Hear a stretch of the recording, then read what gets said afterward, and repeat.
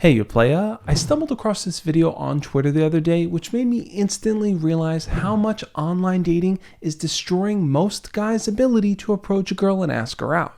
In the video, a young guy decides to confidently approach a girl while she's sitting with her friend at a diner.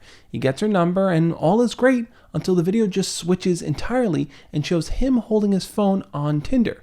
He swipes right on that girl and then swipes right on a bunch of other girls, showing that his attention, time, and focus on just her is kind of watered down with all these other women. It was pretty powerful. Has online dating had that much of an effect on how we perceive other people when it comes to dating? Here's what other people had to say on Twitter. Did people actually do that though? Just completely unsolicited going up to two friends trying to eat dinner? Basically, another version of phone bad. Back in my day, things were better. Feels like doomer propaganda to me. More has to be done to combat male isolation and loneliness, but the only thing stopping most from approaching girls in real life is a lack of confidence. One positive about this is that if you do ask for a girl's number in real life, you'll stand out. She may have never even had a guy do it. One time, I was on the bus and I saw this cute guy, but he was staring at his phone. I tried to make eye contact with him a few times, but he never looked up.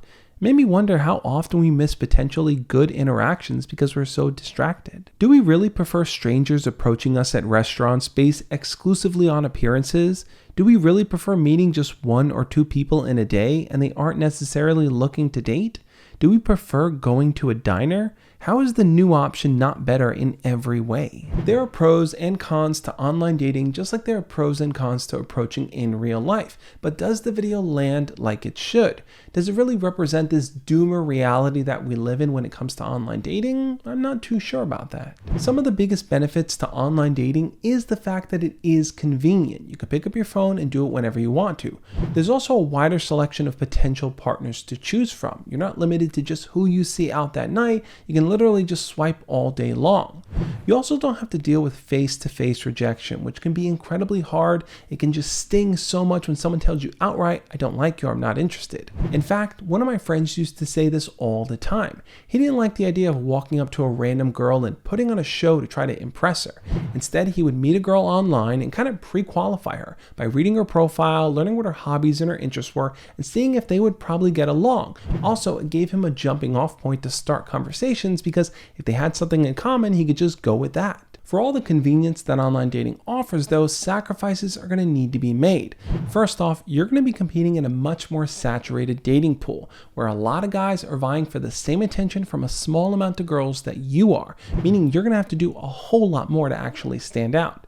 Second, dating apps tend to focus more on the physical appearance of people. If you're just swiping left and right on people instantly, all you see is their picture and you make that snap physical judgment. So if a guy is 6 feet or taller, or he's muscular and has abs, he probably stands a better chance. If you're just an average guy, it's going to be a lot harder.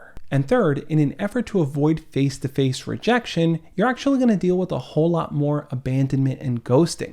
Some people just use dating apps for that validation, for people liking their pictures, for people telling them that they're beautiful. So you might chase a lot of girls only for it to end up nowhere because they weren't actually serious about dating in the first place. If meeting people online seems to be the new reality, this dystopia is actually coming true. We're just getting sucked into dating apps. We're reducing people down to just a single image that we look at for no more than 2 or 3 seconds.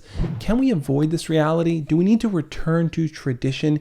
Go back to the idea of approaching girls in diners and asking them for their numbers? I think like most things, you need to find the right balance that works for you. I never want to tell people don't use dating apps, they're a waste of time, they never work, because some people actually do have success through them and they find people they go on to date for a long time after. But I also know a lot of guys that rely on that comfort. They're glued to their phone and they are missing opportunities left and right.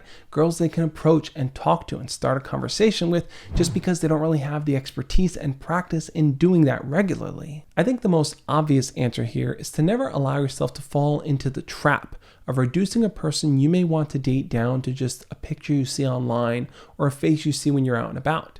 Everyone carries their own thoughts and feelings and experiences, and while you may be significantly shrinking your potential dating pool, take the time to get to know people individually because honestly, they may surprise you. But if you are just sick and tired of going through the ringer of dating apps online and constantly facing rejection, did you know you could still date online without using dating apps? Check out the video over there on the side where I'm going to share 4 potential ways that you could find people to meet online without having to rely on Tinder and all that other online dating crap. Check it out and I'll catch you next time. As always, love and peace.